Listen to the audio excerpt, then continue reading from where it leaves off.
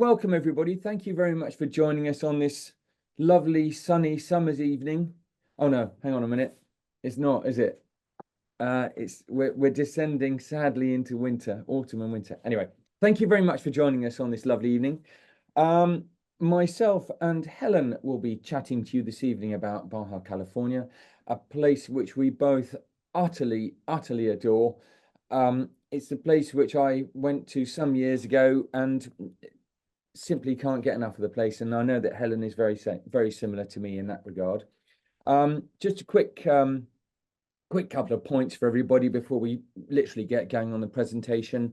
Please feel free to ask questions on our chat facility. Please feel free to put things on Q&A, depending on where your screen is, or on the type of screen you're using. I beg your pardon, you'll find that at the top, middle, left, right, somewhere on your screen, depending on whether you're on a tablet or a laptop or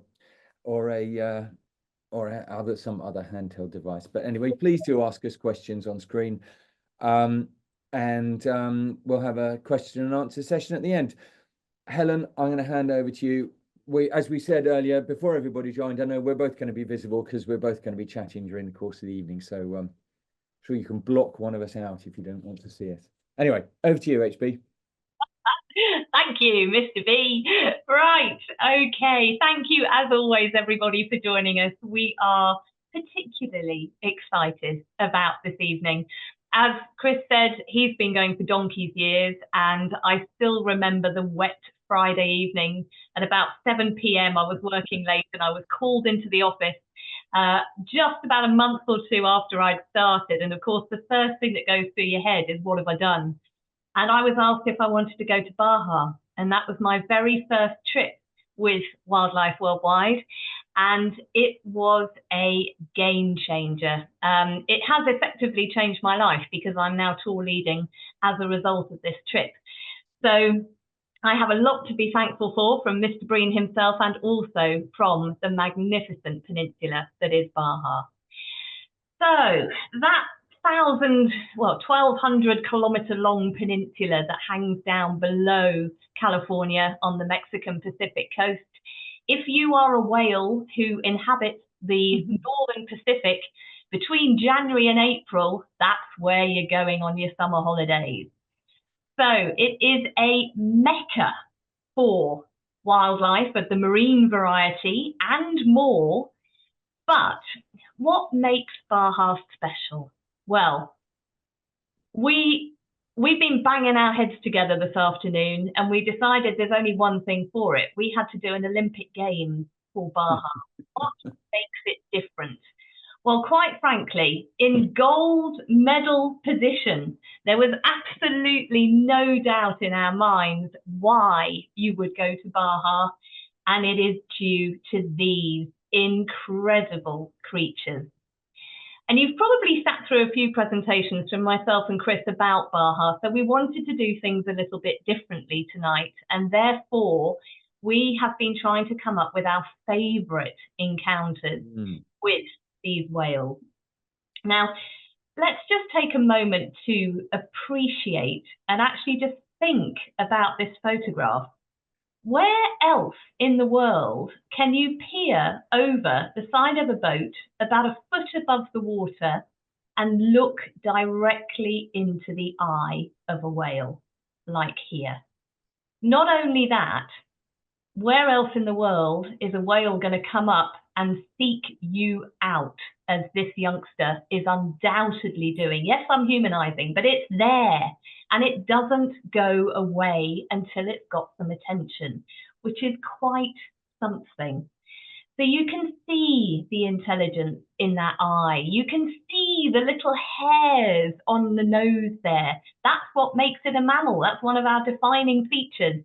They do lose them gradually as they get older, but this is a mammal. It's a warm-blooded creature, and no different to a puppy dog. These things are seeking us out. They are definitely looking for our attention. And although it might be fleeting, although it might be quick, it doesn't matter. You get a moment like this, you see that whale coming towards you, and you spontaneously combust a little bit inside. It is spectacular. There is nothing else on this planet that feels the way it does when a grey whale is coming towards you, and you are praying that this is going to happen. You are praying that you are going to get a feel of that spongy, gorgeous aubergine in bucket type, or a boiled egg when you take the shell off. That's what it feels like to touch the skin of a whale. Where else can you touch a whale? Nowhere. So this all started quite by accident in 1972.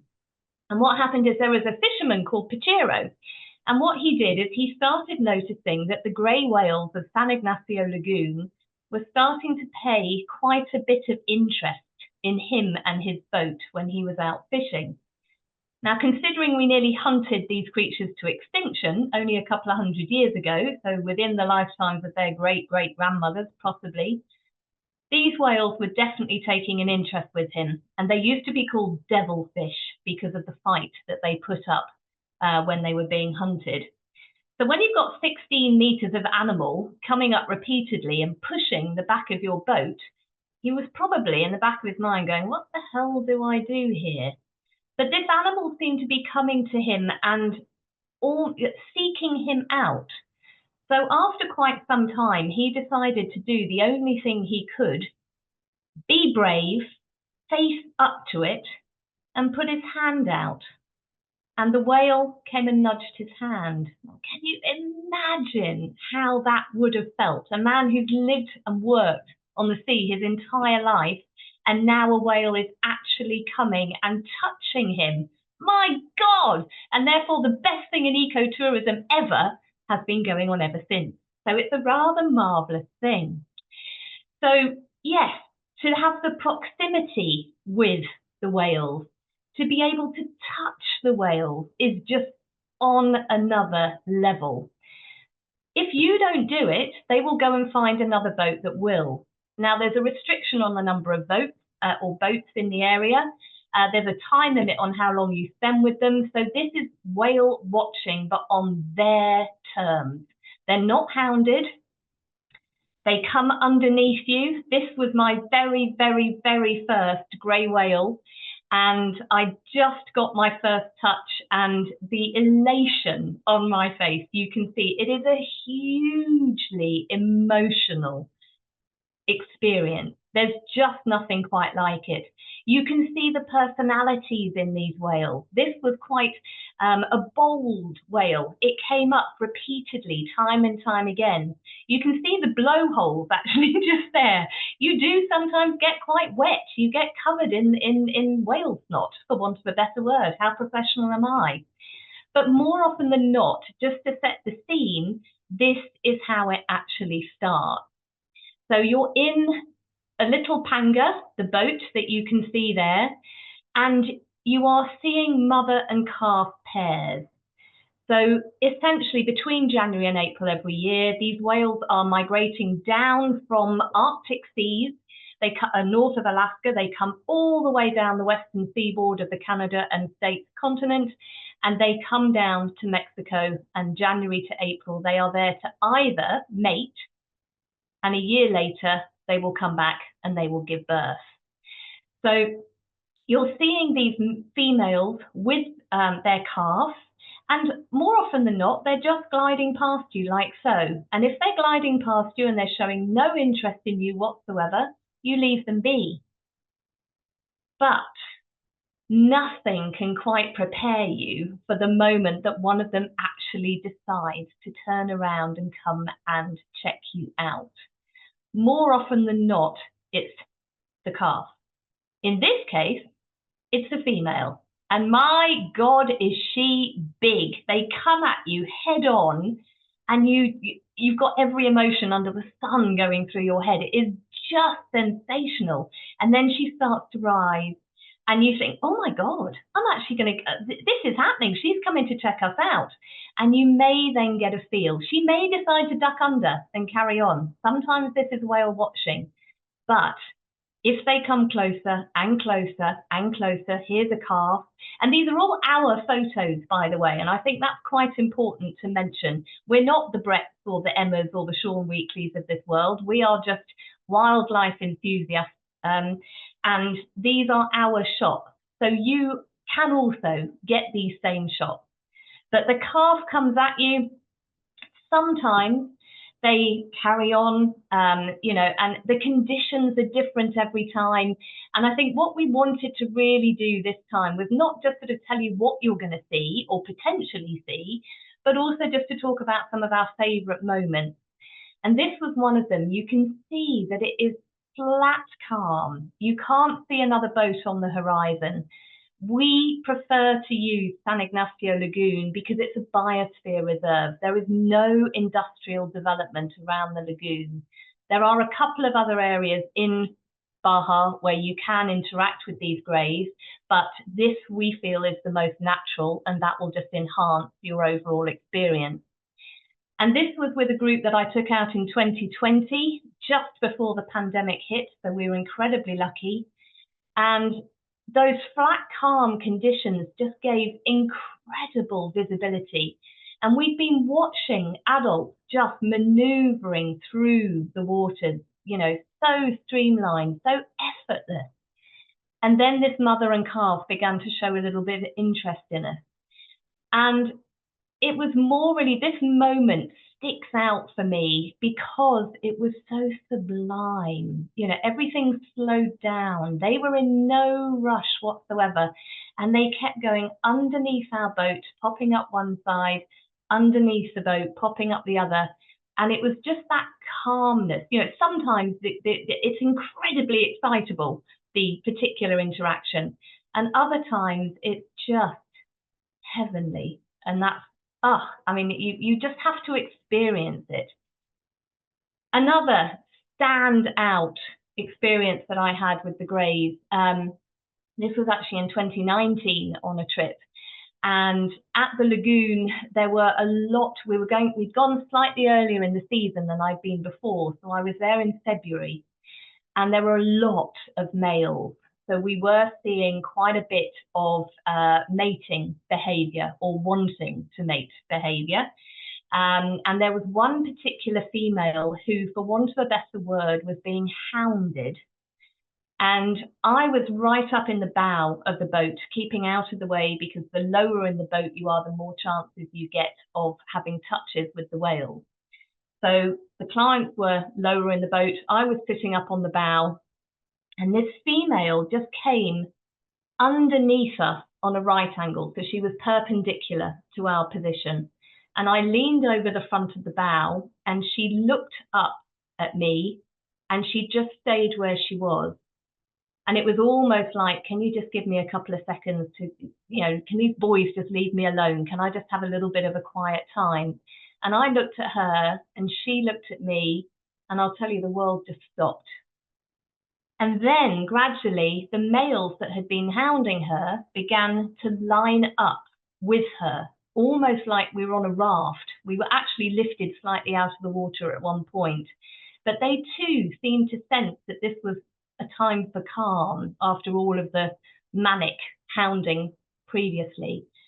And I just looked into this whale's eyes for what really seemed like an eternity.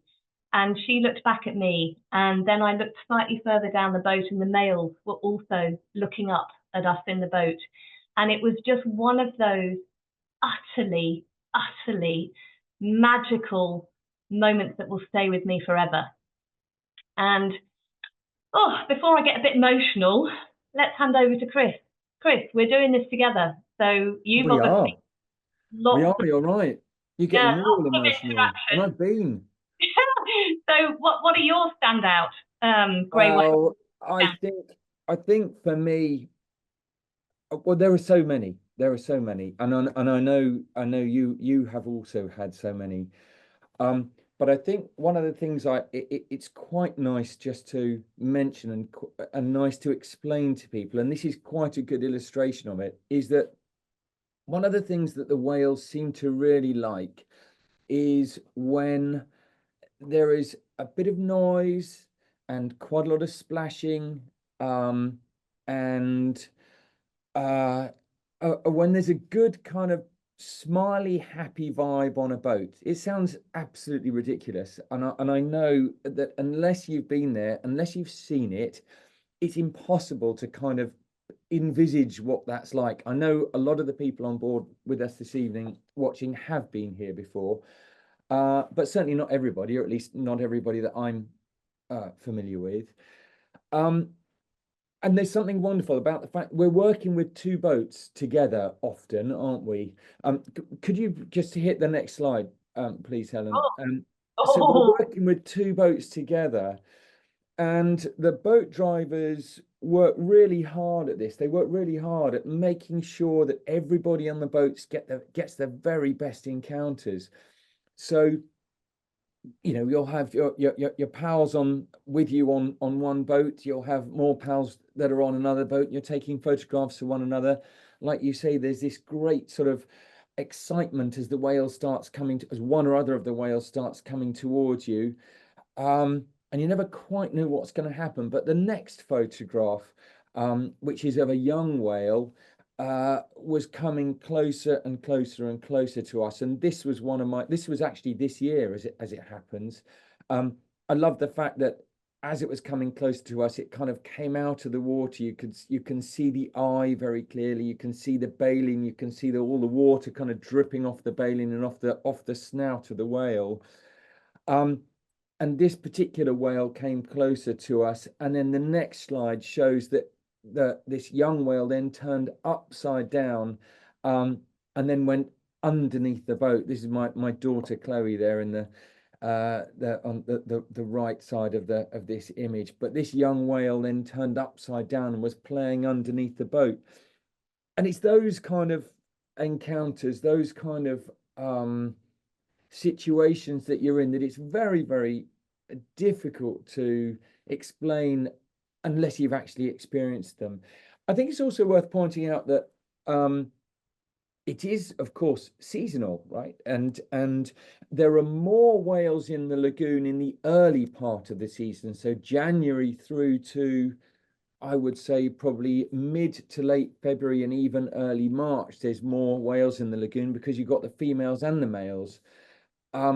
Once the males have either finished mating or given up all hope, they then start heading back north.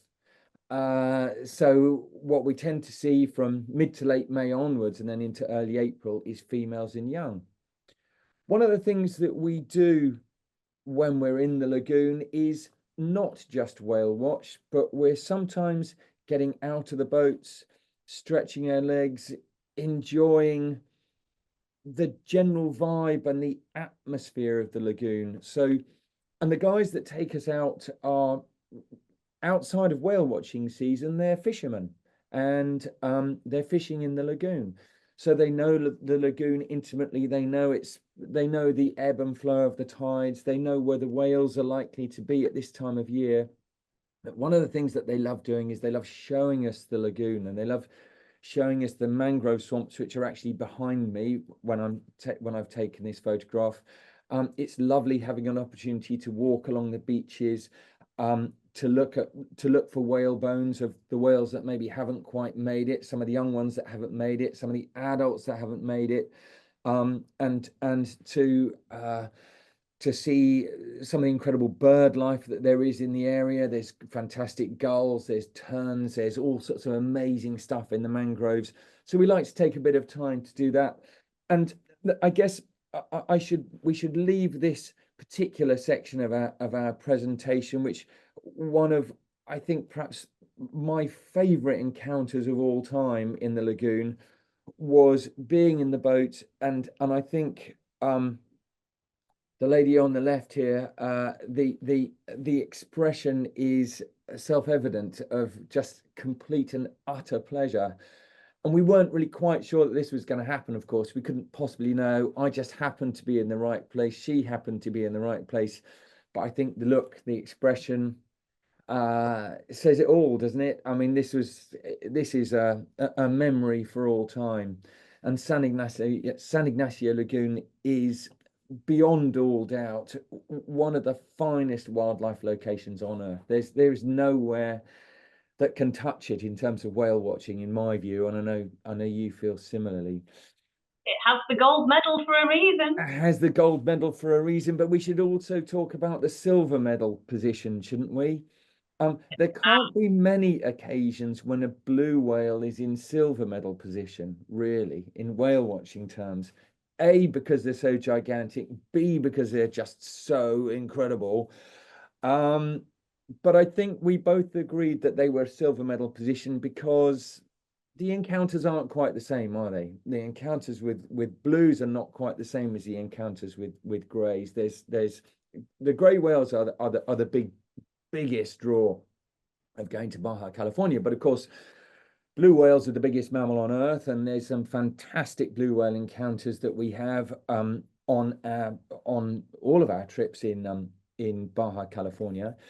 And this particular encounter was a wonderful encounter. This is in the Sea of Cortez, but in actual fact, we see blue whales on the Pacific coast of Baja as well, just off the coast of Magdalena Bay, which is a big feeding area for blue whales.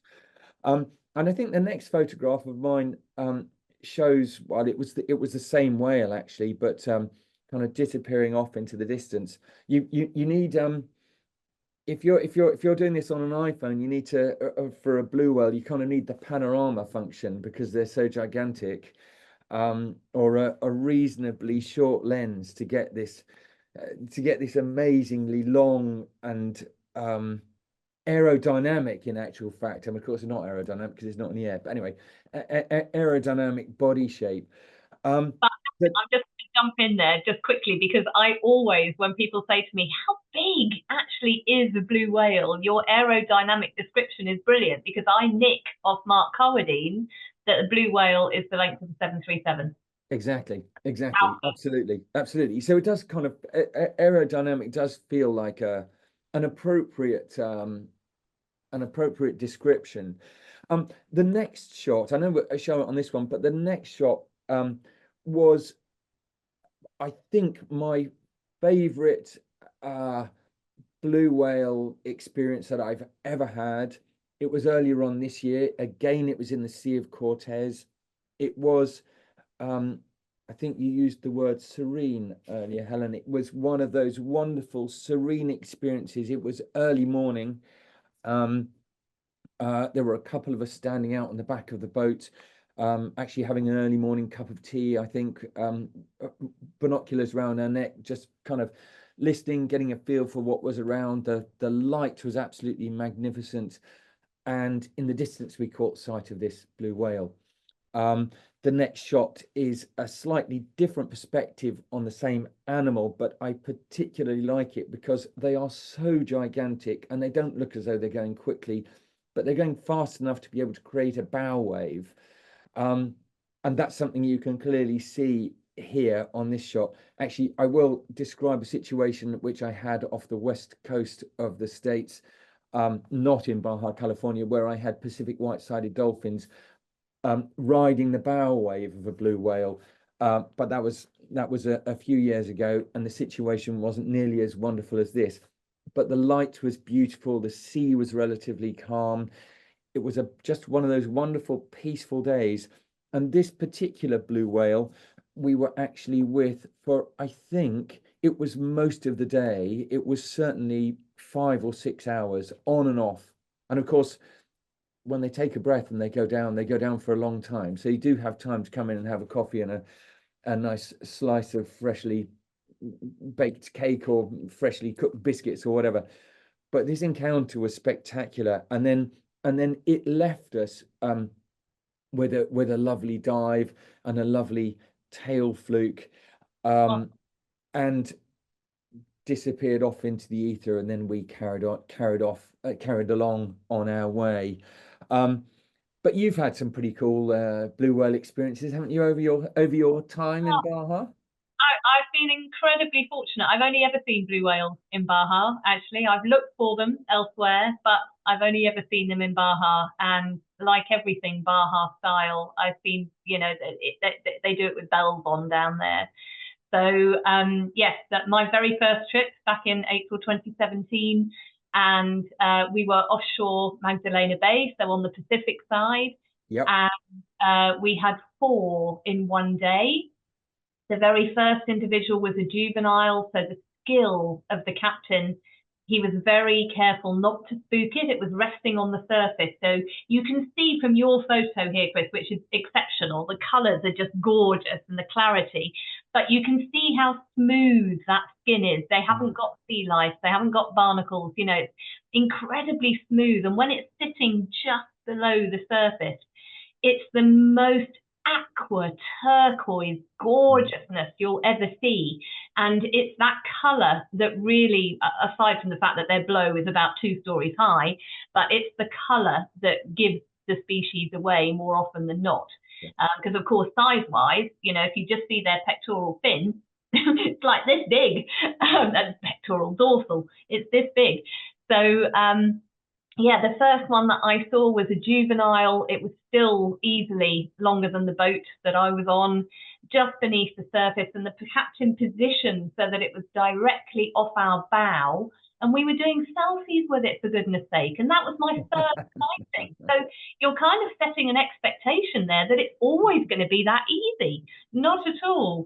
But then on my last trip, which was in 2022 now, we had a day again. It was off Magdalena Bay, so it's still on the Pacific side. And we literally lost count of how many blues were surrounding our vessel, which is not a position I ever thought I would find myself in. One of them directly in front of the bow, then, for want of a better word, pooped. And we were suddenly going through the Red Sea. And it's a bit graphic, but you don't even think about that, you know, but they eat krill. So you're seeing behavior, you're seeing normal life, but it's stuff you've never even considered. So, yeah, and on that note, Nice. Thanks for that. No longer a blue whale, it's a red whale.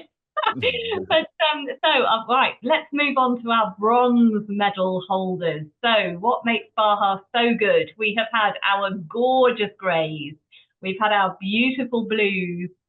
Let's move on to those humpbacks.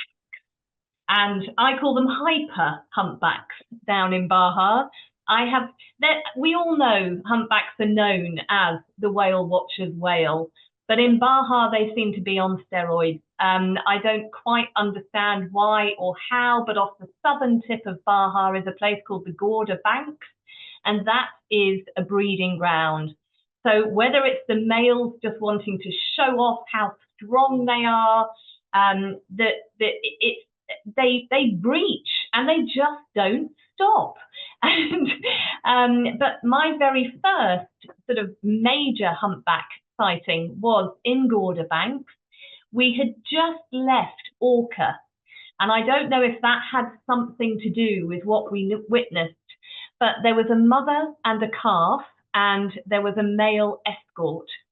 Whether the mother was communicating with the escort or whether she was communicating with the orca that she was not to be messed with, I'll never know.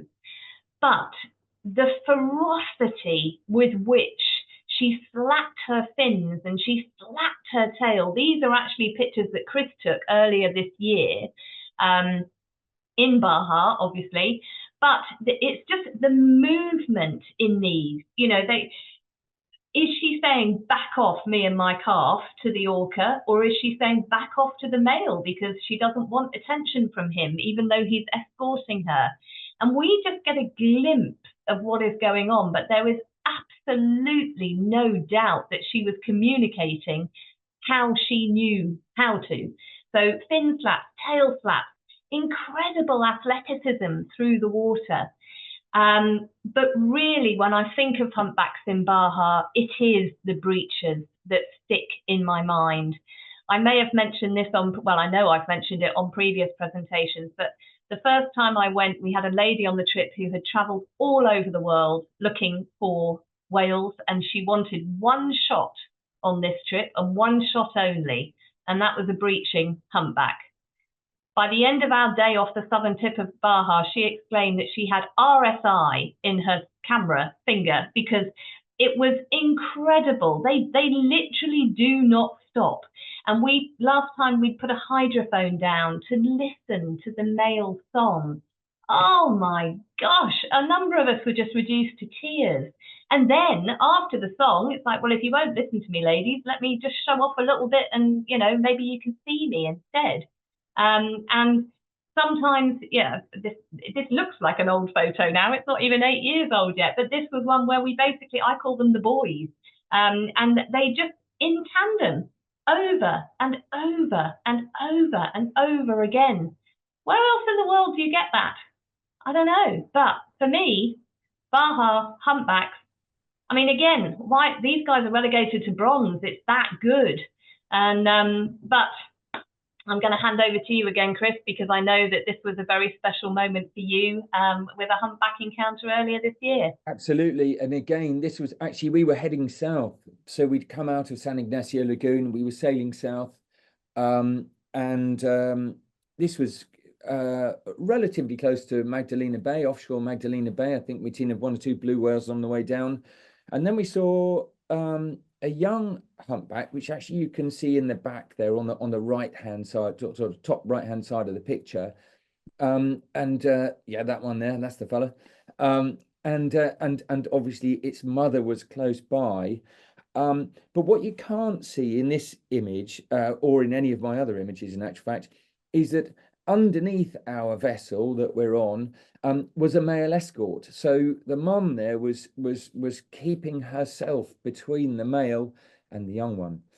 Well, this was, for me, it was an encounter to end all encounters. I mean, these guys were heading north at this point, so needless to say, our very skillful captain, as they tend to be, turned tail and started heading north. We were with this group for some time. It must have been an hour or more. I think I'm right in saying that my next shot is actually of the young one, because they were kind of coming.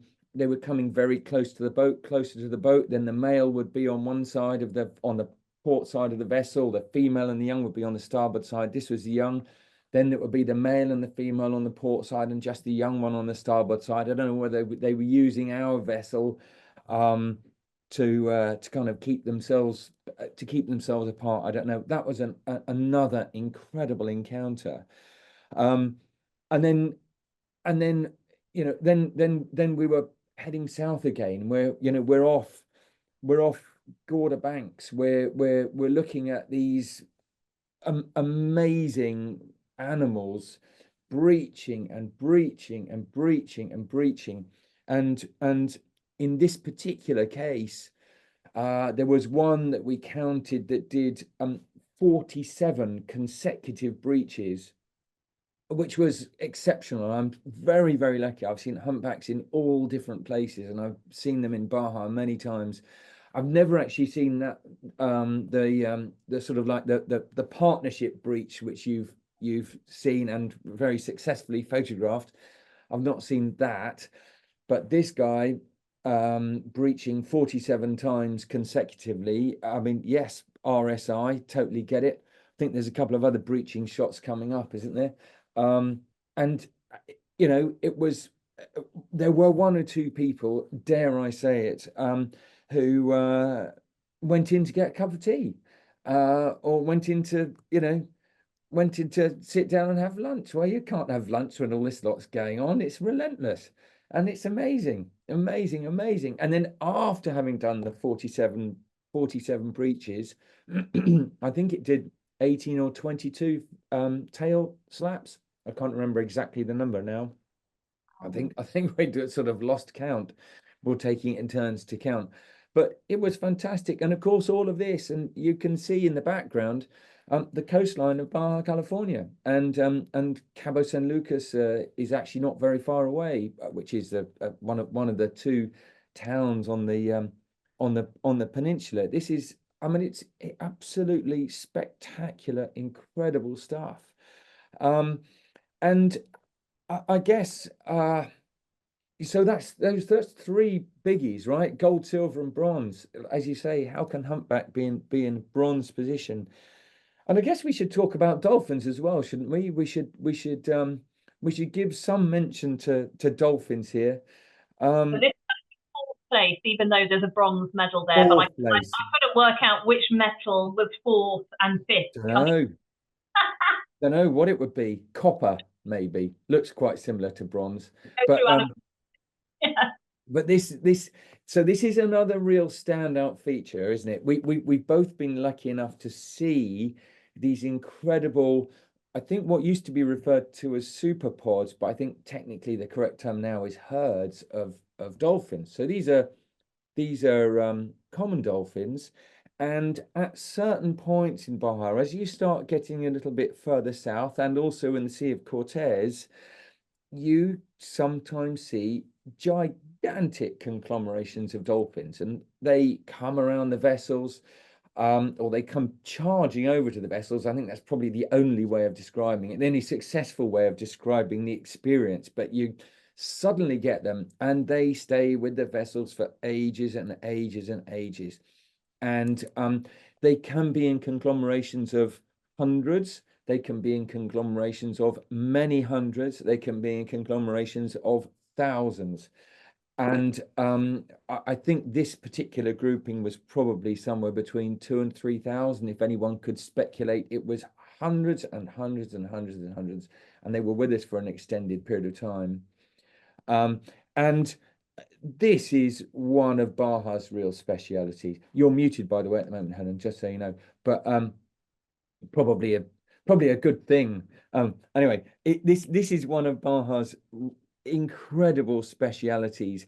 And of course, when they're staying with you for an extended period of time, they can get much closer to the vessel. So taking some of these long medium range shots is great.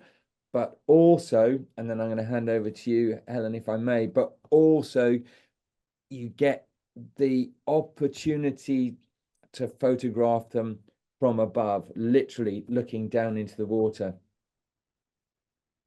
You do. Have you unmuted me now? I haven't. You muted yourself. Well, you're unmuted now. It's all right. Good to be. But yeah, I mean, these are some shots of mine taken from a couple of years ago. Again, common dolphins. But yes, I mean, I was rereading through some of my previous tour reports earlier today, and the first herd that I ever came across, the crew estimated to be between 7 and 8,000. So literally, your crew are glued to super high powered binoculars, and they will tell you that this herd is coming, and you are in it. You know, you can hear the noise as they're plowing through the water. And you look, they're coming right at you when you stand off on the stern of the boat, and you get these wonderful facial shots of them coming at you, leaping out of the water. Then you go and stand on the port or the starboard side, and you can see them again in profile. Then you go to the front, and absolutely, as you say, you get the bow riders, and the conditions change so quickly. You know, sometimes it's very, very choppy. They keep coming regardless.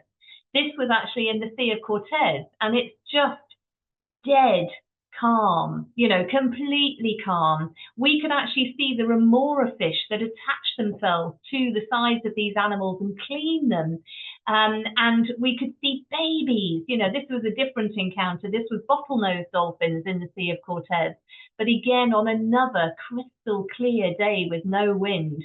So you're just looking down on the whole animal, which sounds really daft, but it's so clear that you can see it all. And then sometimes this was again in the Sea of Cortez, and we were on a boat at the time, obviously, and we were able, essentially, you're out, you're watching for wildlife all sort of every daylight hour, so to speak. And we just changed our course because we could. We had this great big bunch of bottlenose dolphins following our wake. So our captain just decided to do massive circles. They were loving it. We were loving it. Why move on? There's no need to. The captain obviously has a place to be, but the beauty of boat travel, which is generally, by and large, how you're going to experience Baja, is that you can just do massive circles in the Sea of Cortez. Why not? And then you can see, you know, these breaching and porpoising, just wonderfulness. So, you know, yeah, dolphins, you know, from far, from close, they are super impressive animals, and it's wonderful to be able to watch them. So we come on to our other big highlight. And so in fifth position, it's not really a table, is it? They're all highlights. But this is another fantastic shot taken by Chris earlier this year of a yellow-legged gull. But really what this is leading into, that our fifth and final reason why you would go to Baja is because of the sheer diversity of life. When we're talking about marine life, you automatically think cetaceans, you think whales, dolphins, sea lions. But there's a wealth of other animals entirely dependent on the ocean as well. And that encompasses avian species, of course. This was my very first red-billed tropic birds in full breeding plumage, one of my absolute favourite birds. We snuck up on this thing back in 2017. Again, the skill of the captain. These things stick out a mile when they're sitting on the ocean. As soon as they fly, wowzers, absolutely mind-blowing.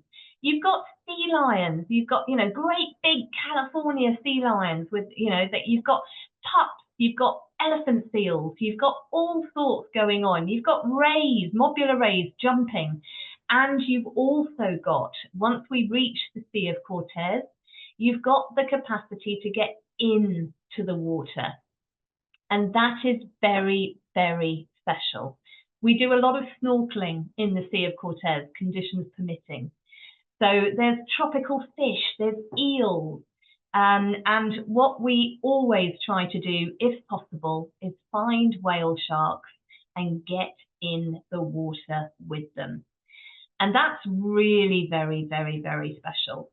Now, where we do this, it's just off the southeastern tip of the Baja Peninsula. And it's in a bay called La Paz Bay. La Paz is quite a big city, well, Baja standards.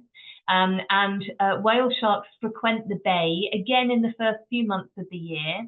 And they basically glide along, mouths wide open, filtering all of the food through and, you know, sustaining themselves that way. The water can and usually is more murky than this. Let's be honest, we don't want to set false expectations. So the clarity is, it's clear enough that you can see the outline of the animal, you can see the fins, you can see the tail, you can certainly see those incredible spots, but it's likely to be more murky than this particular picture. But the fact is, you're in the water, you're with the world's largest fish, and it's just another feather in Baja's cap. So from here, what we're going to do, you're looking at a blank screen, don't worry, that is intentional. The 5 key reasons why we love Baja. Grays, great potential for seeing blue whales, really hyper humpbacks, brilliant super herds of dolphins, and then a sheer diversity of other species that we might come across. So now is the time to basically say, well, how do you go on holiday to Baja? Well, we've got 3 trips, and we're going to very briefly, I'm aware that time is running on, so we're going to briefly talk you through those trips. The first one that I will talk you through is our Great Whales of Mexico's Pacific Coast trip. I will then hand back to Chris, who will talk you through Baja's Ultimate Whale Safari, a trip that we recently launched only a couple of months ago. And finally, our Grey Whales of San Ignacio Lagoon trip. So essentially the first 2 are group-based trips, and then the last one is operated on a tailor-made basis. So we will put all of the components together for you, any combination of lengths, durations. We can look into extending the trip, but it otherwise just concentrates on the grey whales. And why not? So What we haven't done at any point up until now is shown you where we're going. So let me remedy that now. So Great Whales of Mexico's Pacific coast is a boat-based trip in its entirety. Well, I fib, there's one night in a hotel on the way. What we do is we fly you into San Diego, and from San Diego, we have a night there, and then we board our vessel, the wonderful Searcher. Chris and I have both led this trip. We've been working with Searcher for many, many years. Quite a few of you will have travelled aboard her. She is a wonderful vessel. We take 22 as the maximum group size. And we will be operating this in February next year. I will be leading the trip. So on the 6th of Feb, you will find me at Heathrow flying off to San Diego. And if any of you would like to join me, please do get in touch. So after our night in San Diego, we board our vessel, Searcher, and we sail immediately south that night, and we wake up in the little Mexican town of Ensenada. So we're now entering Mexico. That doesn't involve standing in a queue for immigration, standing in a queue for customs. It involves getting up in the morning, getting yourself a cup of coffee. The captain will be sitting with immigration officials in the salon. By the time you've had your cup of coffee, you will have officially entered Mexico. So all of our details are passed on in advance. We don't have to do anything. Gotta love that. From here, we have a sea day, and we come all the way down, halfway down the peninsula. So that's 600 kilometers. And during that sea day, we may come across humpbacks, we may come across blues, we may come across greys, we may come across super herds. Very difficult not to say pobs, but herds of dolphins. And what we will then do is something that we haven't yet discussed. Where the ship is appearing on your screen is an island. And I'm just putting my cursor on it here, sort of in the center of your screen. And they're actually a group of a couple of islands, 3 in fact, called West San Benito. And I will show you a few images of what we're likely to see there. But just in a nutshell, we'll have a day ashore there. We then continue overnight to San Ignacio Lagoon. And we are then one of only 2 vessels that have the authority to moor flat bang in the middle of the lagoon for a night. And we have 2 full days of going out in the pangas 3 or 4 times, whatever the weather conditions permit, and we go looking for our greys. From there, we come south, and we are now offshore Magdalena Bay. This is where Chris had that fantastic humpback sighting. This is where I've had all of my blue whale sightings so far. And Magdalena Bay is another grey whale lagoon. So there may well be greys, but we stay on Searcher, so we don't go off in the pangas from here. We'll be viewing from the larger vessel. Following that, we sail overnight and we wake up in the Gorda Banks. Gorda Banks, synonymous with all of those humpback breaching shots that we talked about, the doubles and the single. This is also where I had the orca and then the humpbacks not long afterwards. And from here, we go offshore La Paz. So snorkeling with whale sharks, yes please. Snorkeling with sea lions, yes please. And then we continue further up into the Sea of Cortez, looking for whatever we can find. There are resident blue whales, there are migratory blue whales, there are sperm whales, there are dwarf sperm whales, there are all manner. And this is where the diversity comes in again. So there is all manner of marine life just waiting to be discovered. We'll do snorkeling once we get into the Sea of Cortez. So our 9 nights on board Searcher consists of that.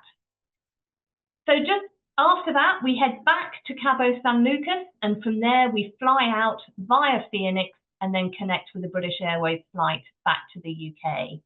So flight logistics, very simple, into San Diego and then back from Cabo San Lucas via Phoenix to the UK.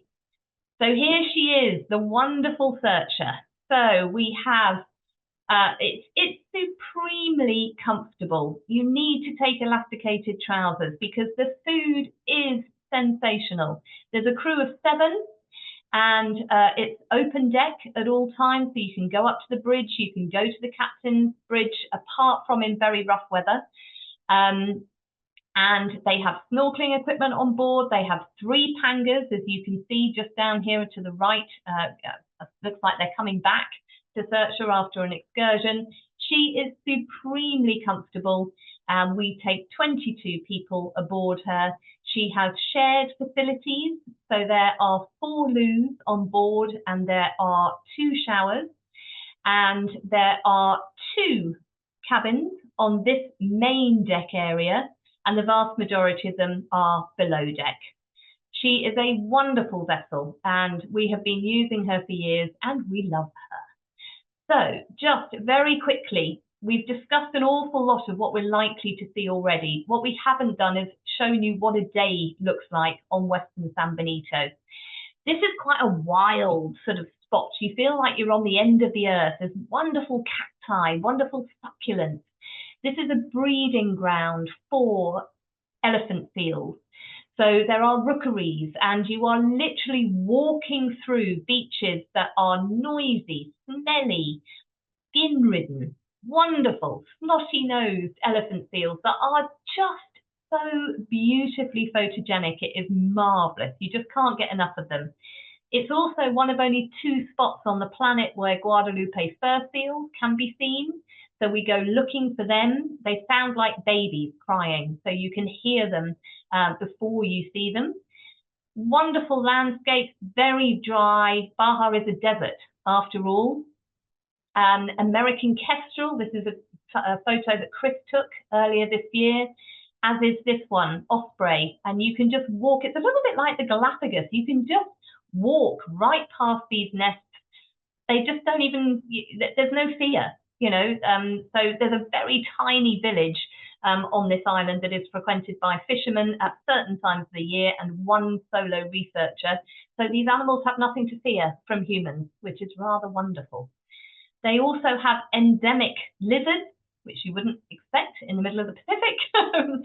But we have lunch at an old lighthouse. Often we're watching breaching humpbacks below us, and we walk around the island looking for the elephant seals, looking for the Guadalupe fur seals. And after our day there, we continue to San Ignacio for the greys, down to Magdalena for blues, hopefully, and more greys. And then when we round the tip of Baja, we're in the tropics for 1 day and 1 day only. And that's when you'll start to see frigate birds all over the place, settling on your mast. And as you go up into the Sea of Cortez, suddenly the frigate birds are alongside the brown boobies and the possible albatross. And then we come up into the Sea of Cortez. And this is just to give you an idea of the landscape. It is incredibly dry. And all these sedimentary layers of rock, they are embedded with turtle skeletons and shells and crustaceans. And they're just, you can see the layering and the compacting. It's geology in action, which is really quite exciting if you're a nerd like I am. This is another one of Chris's shots. I mean, just look at the colours and the layers and the, oh, it's very, very cool. And we have a chance in the Sea of Cortez to get off and walk and experience the islands as well as the marine life. So really, you know, just in a nutshell, for a boat-based trip, it's wonderful. And every day we finish with a margarita in hand, obviously when in Rome, and the sunsets are magnificent. So in a nutshell, that is our great whale of Mexico's Pacific coast, all the way down the Pacific, and then a little bit up into the Sea of Cortez as well. Okay, right. So just one last thing from me before I hand over to Chris to talk about our ultimate whale safari. Where Searcher is concerned, the rooms are snug. There's no point calling them snug or cozy. They're small, the cabins, but you're on a boat and you're outside from 6 a.m. until 6 p.m. Every daylight hour, you're out there. But they're super, super comfortable. They have everything that you need. But we are beginning to get some feedback from clients who would rather have a double bed, a more traditional room, and ensuite facilities, which of course Searcher doesn't offer. So this is a last call for Searcher, really. Next year, for the foreseeable future, will be the last time that we privately charter Searcher. So she is an institution. She gives you a daily quote of the day that ends up on your pillow.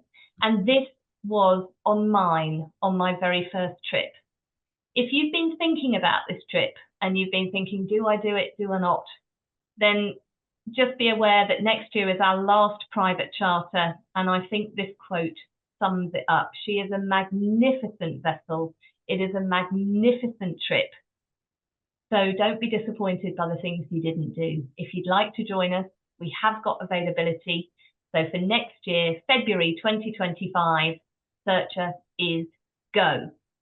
For 2026 and 2027, Chris Breen is go on this, our new Ultimate Whale Safari. Over to you, Mr. B. Yes, well, thank you very much. I have to say, Searcher is exceptional, having been on Searcher many times, or not many times, a number of times, as you have. The Searcher trip is outstanding, and what we do on Searcher is tremendous. Change is as good as a rest, right? So I've done Searcher a few times. You've done it a few times. And as you say, we thought we would try something a little bit different. So for 2026, we have what we're calling Baja's Ultimate Whales. I'm conscious of time, so I'll kind of go through it reasonably quickly. But in essence, what you can see on the screen there is what we do. We fly initially into Los Cabos, which you see on the very southern part, well, not quite the very southern tip, but yeah, where Helen's circling there. We fly into Los Cabos. We transfer across to Cabo San Lucas by road. We spend a night in Cabo San Lucas, but I'll come on to that in a bit more detail in a minute. We then head up to La Paz. We spend some time cruising around on a rather lovely vessel in the Machudo corridor in the Sea of Cortez. We come back to La Paz. We then fly on a private charter up to San Ignacio Lagoon. How snazzy is that? And spend a few days in San Ignacio Lagoon, and then on a private charter aircraft again, we come back down to Los Cabos and we fly out. So in simple terms, that's how it is. This is where we stay on our first night in Cabo San Lucas, in this rather lovely, small, family-run hotel. Cabo San Lucas is frankly, it's a pretty busy place if you're down on the seafront, but we're not. We're back a little bit. There's a shot of a room, I think, isn't there, Helen? I think the next one is, well, okay, it's a shot of some cushions and a lampshade in a room. But anyway, you kind of get the feel. It's not a Holiday Inn. It's not a Premier Inn, which is where I was staying last night up in London. It's a very, very nice, friendly, family-run place. That's our first night. Then day two, on the morning of day two, what we do is we actually go whale watching on Gorda Banks, which is where both Helen and I have had some of the most incredible humpback whale encounters that we've ever had. And after we've spent a morning whale watching on Gorda Banks, we come back to shore and then we drive up to La Paz. The drive to La Paz is about 2.5 hours. We get there at lunchtime. It's a very, very nice drive. Baja California, driving in Baja California is wonderful because there's not many roads and there's great scenery. And we get to La Paz, which, as Helen says, is like sort of one of the big cities in inverted commas of Baja California, but it's probably not much bigger than Winchester, if close to that inside. So it's a tiny place, really. And we spend a night at this very pleasant hotel. And then the next day, we go out into La Paz Bay. And as Helen said, we will, with any luck, if they're there, they're not always there, to be fair. With any luck, we'll be able to get in the water and go snorkeling with whale sharks. It's a very exciting interesting, unusual experience. The water generally is not crystal clear like this, but we needed to obviously show you a nice shot of a whale shark so you know what we were talking about. But it's the most fantastic experience. It is it is a lesson in what I always thought was kind of organized chaos, because you've got to be sat with your snorkeling equipment on the side of the boat. The captain will and the guide will see a whale shark coming. The whale shark guide gets in the water and swims close to the whale shark, and then at a certain point you're basically told to go, and you jump off the side of the boat or elegantly slide yourself down into the water, and you follow the guide and you follow the whale shark, and it's fabulous. It's absolutely fabulous. A wonderful, wonderful experience. So we'll do that in the morning. And then what we do is we go from that whale shark boat. It's a panga, a covered panga. We go from there to a a larger boat, but a motor cruiser. And we have lunch on the motor cruiser. And that motor cruiser then heads us north. It takes us to Espiritu Santo Island, where we have an opportunity to swim with sea lions. And then it takes us to our most beautiful of vessels, which we are on board for the next 3 nights. We're on board this fantastic vessel. It's a 12 passenger vessel. It has 6 beautiful cabins. There is snorkeling equipment on board. It's actually a dive vessel that's used at this time of year for this purpose. And I think we've got a couple of shots of the inside of Gallant Lady is what she is called. This is the salon.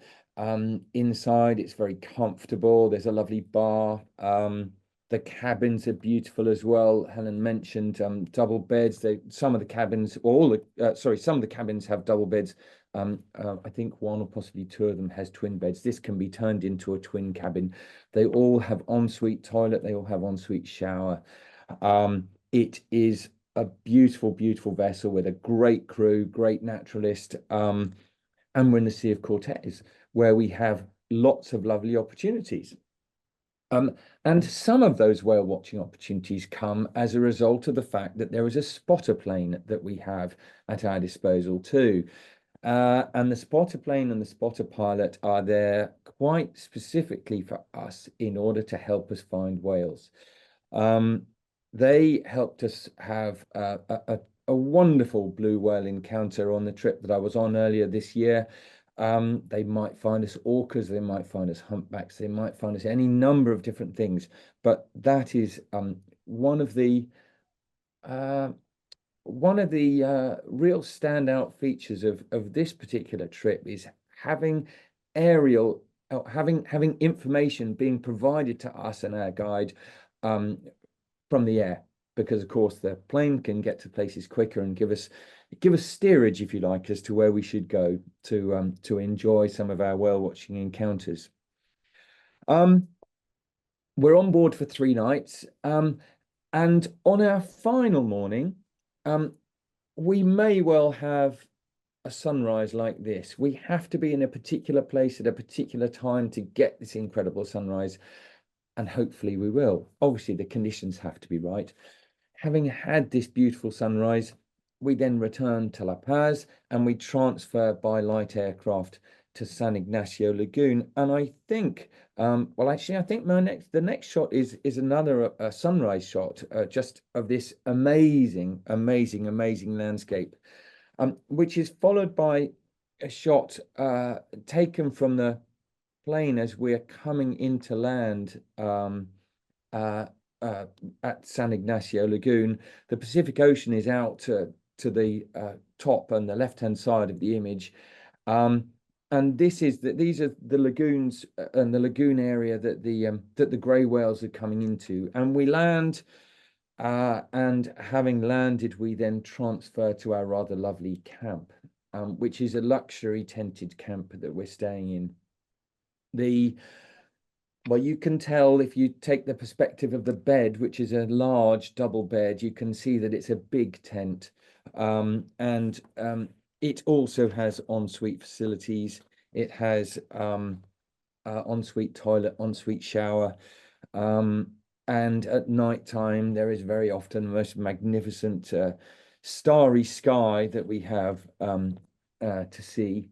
And of course, we're out whale watching every day, um, up to 3 whale watches per day, in these great vessels, well, in these great boats. We've been talking a bit about that already. And then on our final day, we'll have a whale watch in the morning, and then we get back onto the charter flight and we fly back down to Los Cabos for our homeward journey. And I guess, Helen, where does that leave us? So, yes, those are our 2 group offerings that we have. So, Searcher will be happening in February 2025, and then the ultimate whale with Chris and that amazing scenic flight. Well, it's not a scenic flight for us, but you know, the ability to spot from the air and get us into the right positions, and then to fly up to the grey whales as well. I mean, wow, wonderful. So the third option that we have in terms of getting you down there just centres on San Ignacio Lagoon. So on the map, I'm just pointing out the lagoon here, all 16 miles of it deep and 4 miles wide in places. So it is under Elvis Cano Biosphere Reserve. And what we would do to get you there, we fly you via the state into Loreto, that you can see on the Sea of Cortez side of the Gulf of California. It's then a 5 to 6 hour drive across the peninsula, because there's very little infrastructure, but it's a very interesting drive into the lagoon. And we then spend 6 nights. You can extend this. Obviously, it's a tailor-made trip. I would personally go for 7 minimum, 6 full days there. And we stay, traditionally, we've used this family-run property, Antonio, for years, and it is lovely. We've held festivals of whales here. You're right on the banks of the lagoon in these cabanas. They have a loo attached to them. It's shared showers, but you're literally slap bang on the banks of the lagoon. And then it's about a 20-25-minute motorboat ride down to the actual whale watching area, which occupies just a quarter of the whole lagoon. So we can organise this for you. We can extend the stay in Loreto. There's chances to go out on day trips looking for whales from there, blue whales in particular. And therefore, in a nutshell, oh, the order's changed. How did that happen? It's more visually. That was my fault, sorry. Yeah, no, it's more visually pleasing. But so these are the travel plan covers. So if you do want any more information on the great whale trip, which is Searcher, on the grey whale trip, which is tailor-made to the lagoon only, or to the ultimate whale safari, which is Chris's trip, then just let us know. So there we go. Chris is going to launch a poll. So if you would like any of those travel plans, please do just let us know. And then, Chris, have there been any questions? There have indeed. Oh. Hang on one second. Let me just launch that poll. Otherwise, I'll get in terrible trouble from our marketing department. So yeah, look, I hope that we have actually answered a number of the questions that have been posed to us. Chris Hoskins asked which vessels we use for the trip and how many passengers. I think that was pretty clear on our during the course of our presentation. Frederica asks how many, what percentage of trips see blue whales? Well, so far I've seen blue whales on every trip. I think you probably have as well, haven't you, Helen? I can only think of one year, which was, I think, just pre-COVID. I think there was one year when we haven't seen blues.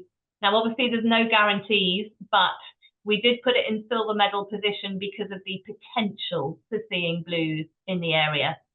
Yeah. But I mean, to respond to another question that's been asked here, you know, on the types of whales, you know, what's the likelihood of seeing all of these different whale types on any one trip?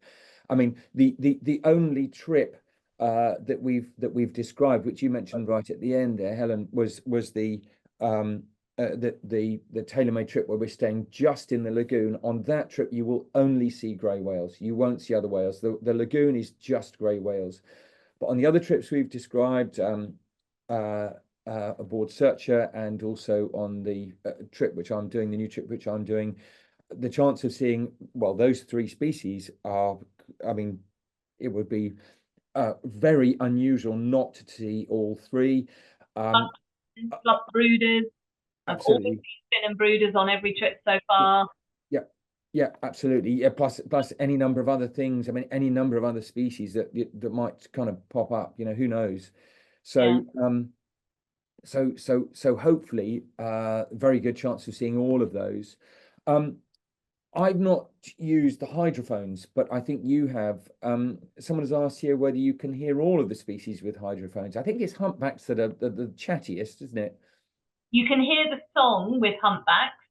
Well, I have also heard sperm whales in the Sea of Cortez. We had six that were in front of the bow, almost like a chariot, just six of them in a line, and they all fluked one after another. So our naturalist got the hydrophone very, very quickly, shoved it straight in the water, and you get that. And you can hear the click of the echolocation as they're going down. But with humpbacks, yes, you hear the song, and you can pick up on the squeals and the whistles of dolphins as well. It's a very sensory experience, that. So, and two other questions, I think, which we've had. One from Susan about the dolphins and whether they were malnourished. There was a comment on the photograph which I took where you can see a lot of the dolphins out of the water and you can see their ribs. I think the answer to that is no, they're not malnourished. I think they are just incredibly lean and incredibly fit. And of course, when they're in the air like that, they are well, they're in full flight, as it were. So you're more likely to see that effect on the body of the dolphins, I think. And then there's been one final. Sorry, Helen, carry on. Yeah, no, you know, it's such nutrient-rich waters that we're talking about here.